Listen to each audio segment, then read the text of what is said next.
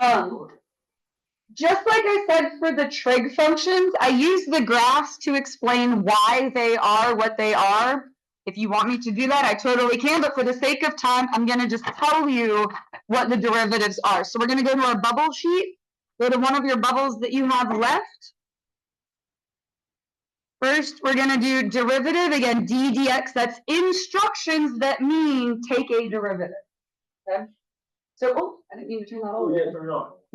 I'll go to start. I was trying to dim it just a little bit. There we go. So derivative of e to the x is e to the x. E is a number. It's about how much?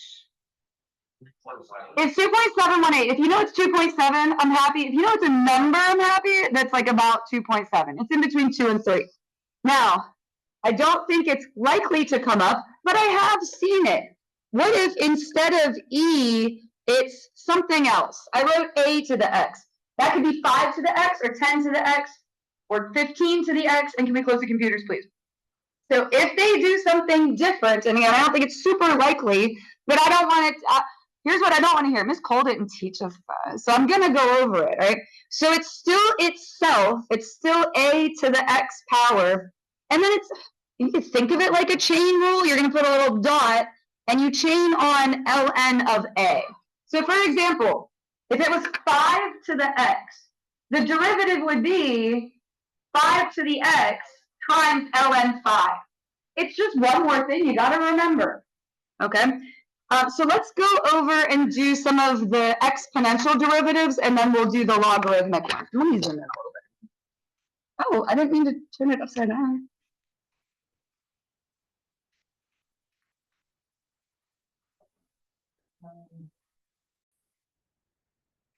Right here, number 11. Derivative of 3e to the x is 3e to the x. That's it. That's all that there is to it. Number 11. Now, number 12 has another rule that's in there.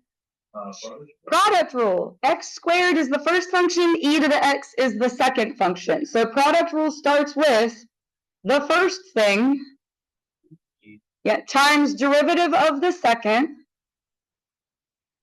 plus the second thing, and then derivative of the first. Again, the order is very malleable there because it's adding and it's multiplying. You can rearrange that kind of however you want. That's the order I do it in because that's the order, if you look it up in a textbook, it would be. So that's how I'm going to present it. All right, what rule do we need for number 13? Chain rule. The guts of it, like the inside stuff, is that 4x squared. So your derivative is itself, and it's kind of like, hey, Miss Cole, looks like you just copied the problem. Sure did.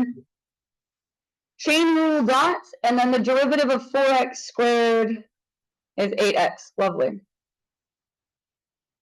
All right, and then 14 is what rule? Quotient. If you remember how it starts, you will likely get the rest of it, okay? It starts with the denominator. So e to the 5x times derivative of the numerator should be 2 minus, and this is why the order, you really have to get it in the correct order because it's subtraction. What comes next? 2x plus 1. Derivative of the denominator. Now that's a chain rule. You have e to the 5x and then a little chain rule dot, and you have to chain on the derivative of 5x, which is 5. Perfect. And then it is over the denominator squared. Now I just wrote denominator squared, but how else could you write that? Instead of e to the 5x to the second, you could write e to the 10x. Perfect, 10x. Love it. All right, we'll do one more and then we'll go back to our little bubble sheet. All right. So this is what it looks like instead of e if it's something else. So it's still going to be like, hey, it looks like you just copied the problem. It's still itself. We're going to do a chain rule. So if you take 2, you have to chain on the derivative of x squared, which would be 2x. And then it's not a chain rule, but you can kind of think of it that way if you want. You would then have to multiply on ln of 7. Okay, it sounds like you guys have got that though. Did you cover that last year? Yeah. Perfect. Love it. All right, so we're going to go back to our little bubble sheet, and we're going to do the logarithmic ones. And then we might not do all of those. We might just do a few. I'd put a ton on there. I always put way more than we need so that you've got extra practice if you need it. All right, so derivative of ln of x. Oh, okay. Cool, rational. Derivative of natural log is rational. And I, again, am going to show you what it looks like if it wasn't base E. I really don't think it's likely to come up, but I do not want to ever hear like, hey, she didn't show us that. So instead, if it looks like that, log base A of x. So if you have log base 2, or log base 3, or log base 10, the common log, if it's not ln, if it's not the natural log, it's not E, starts out the same, so it's still going to be 1 over x. And then again, it's not a chain rule, but you can kind of think of it that way. Instead of multiplying on ln of a, you multiply on 1 over ln of a. Again, it's another one of those things that's not difficult, but it's one more thing to have to remember to do. So presenting it, you've seen it. So let's go back and do a few of these. All right. So we'll go to 16. There we go. Almost the whole sheet filled in. Go us. All right. 4 ln x. Is that a product rule? No, the 4 is just a coefficient. It's not like, I guess you could call it a constant function, but you're just going to do derivative of ln, which is 1 over x. The 4 is kind of just there. So 4 over x. I guess you could write 4 and then a dot and then 1 over x, but looks cleaner that way. So we'll go with that. And again, I spent a lot of problems on this, so we don't need to do all of these. Let's do, I like number 18 because it is a chain rule. So let's look at that. The most common mistake I get with these is people think it's a product rule. So let me clarify. If it was ln x times all that stuff in parentheses, then you would have 2 separate functions.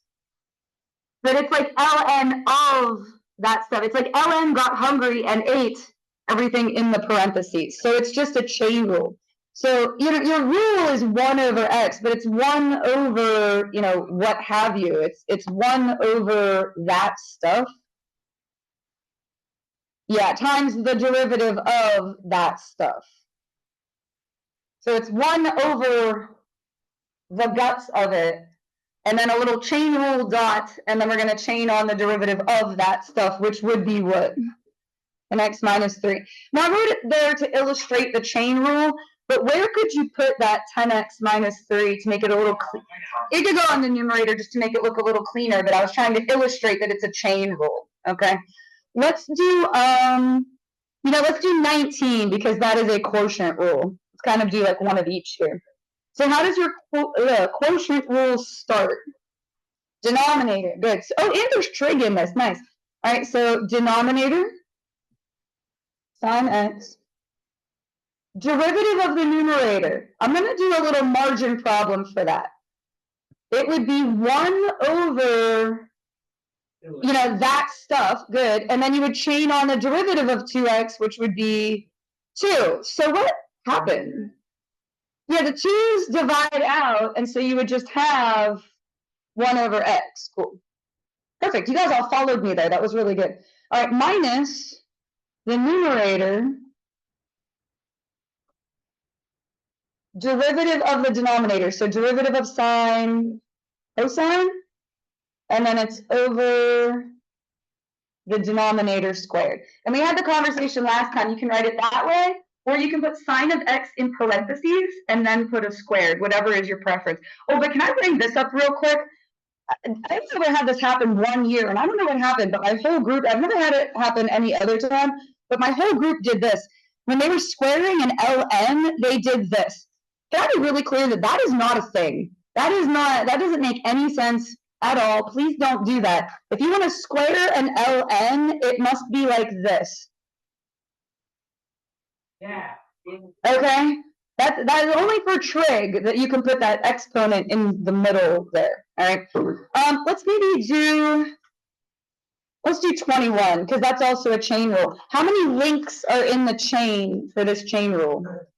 3. Good, perfect. You remember it from last time. Which one comes first? That's perfect and good vocabulary. All right, you're going to bring the 3 down, Everything else stays the same. You guys are nailing this. This was awesome. You had a great calc teacher. You know it all. You know it all.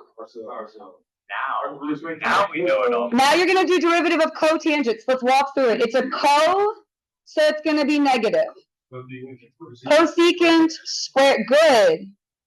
Nice. Of that stuff, so of e to the x.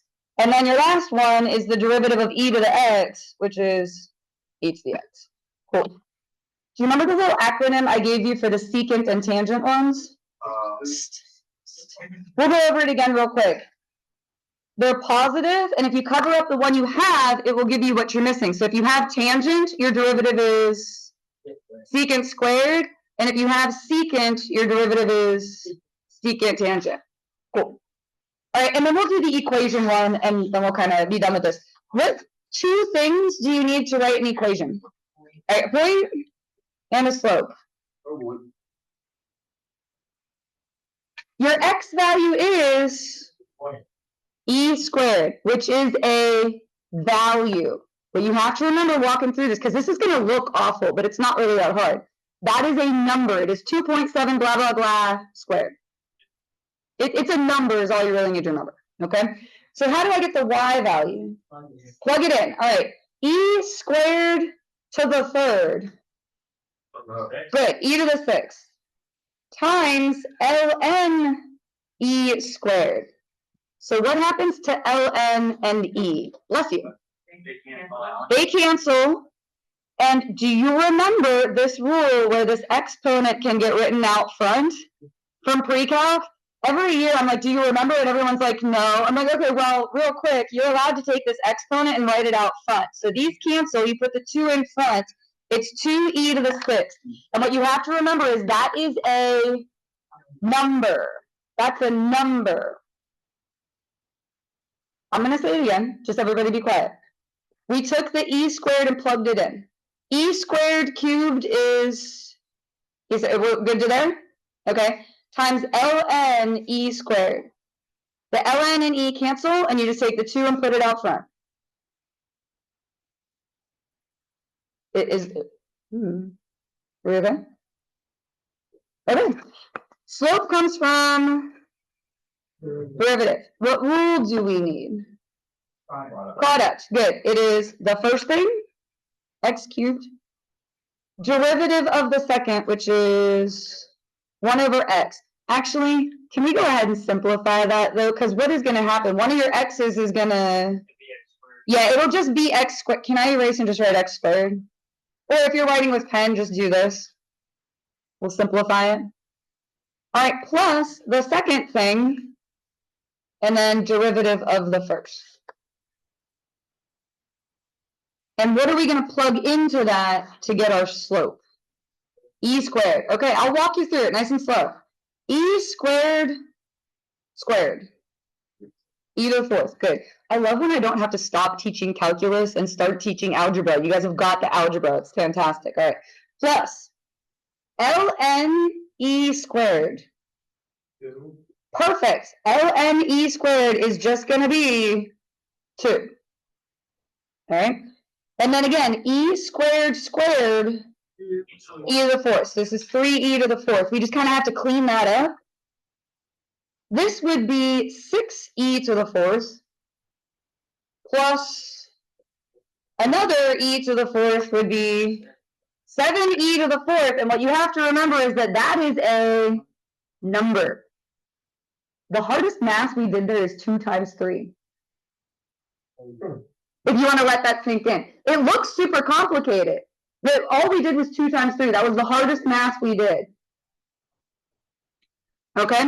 Now, when you go to write your final answer, because we're nearly done, one more step, we just got to write the answer. It's going to be y minus which one of these things? 2e to the 6th. So y minus your y number equals slope. Perfect. And then x minus e squared. I actually really like problems like that because it looks super intimidating. And again, the most math we did was 2 times 3. I love it.